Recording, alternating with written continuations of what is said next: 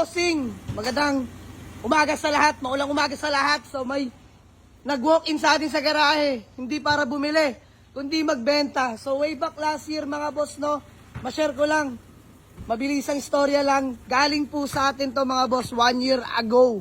Doon pa tayo sa kabilang garahe natin mga boss. So eto si kuya, napagkasunduan namin dati yan, i-deliver sa bahay nila. Boss, pangalan mo nga ulit?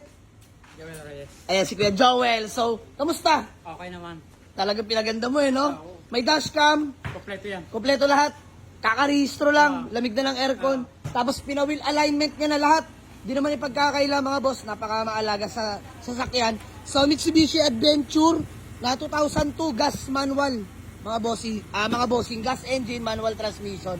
Presentable pa ang paint mga boss. Alam ko, first owner na pagkuhanan ko niyan, pero di ko natanda. Pero maayos ko na deliver at nabenta sa kanya yan. Pero hanggang ngayon, mas pinaganda niya pa. Ayan, brand new yung dalawang gulong sa harap. Yung sa likuran medyo manipis na. So ako na bahala dyan. No? So, binibenta niya na ulit sa atin dahil nakabili ka na ng unit. Wala na akong... Hindi kasi, nag-i-school service si kuya at nagla-landscape. So nakabili siya ng mas malaking pampamilya. So yun lang mga bossing, no? Ibebenta niya na sa atin. So check lang din muna natin, syempre. 1 year ago na mga boss. Pero engine na check ko na, walang tasik, walang usok. Napakatahimik pa rin na makina. So, ma-share ko lang, naka-under yan mga bossing, no? Test drive ko na lang. Ayan mga bossing, test drive tayo.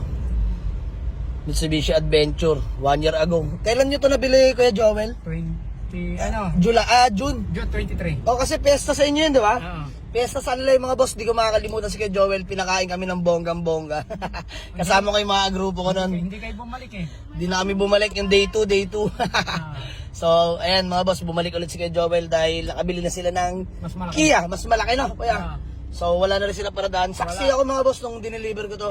Sobrang sikip, at the same time, ang daming kotse na ito ni Kuya Joel. Puno yung garahe niya lagi. So, sige mga bossing, buyback natin to, usap lang kami.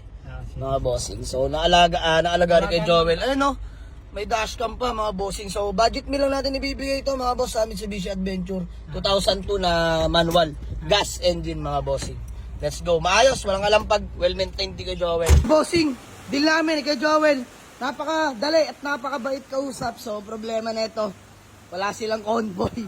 So, papatid na lang natin mga boss dahil di naman iba sa atin yan. Ito pa rin yung gagamitin. So, pagbalik, available na yun mga boss. Napakalinis magsasakyan ni Kuya Joel. So, Mitsubishi Adventure 2002. Manual transmission, gas engine mga boss. No issue po, nakarehistro. Sobrang lamig ng aircon. Dual aircon na nga rin pala yung mga boss. So, ito, sa mga naghanap ng budget meal, pampamilya. Mga bossing, baka pwede sa inyo to. Umuulan na. Aray ko. Punta lang sa garahe mga boss. Marami pa tayong mga available na unit. So, ayan. FD Bios. Honda CR-V Gen 1 automatic. Tapos, mga compact car, Kia Picanto, dalawa yan. Tapos, Hyundai Ion mga boss. Ayan, may Hyundai Ion pa tayo. So, marami pang paparating mamaya mga boss. Mga galing paint shop. Himas at latag na mga boss. So, i-detail na lang yun pagdating sa garahe. So, walk-in lang kayo mga boss. Waze or pin nyo lang sa Google Map. Jamalig Auto Garage, Palibaran 2, Dasmariñas, Cavite. So, kay Joel, maraming salamat. Peace ba muna? Yun, So, yun lang mga boss. Maraming salamat sa inyo. Let's go.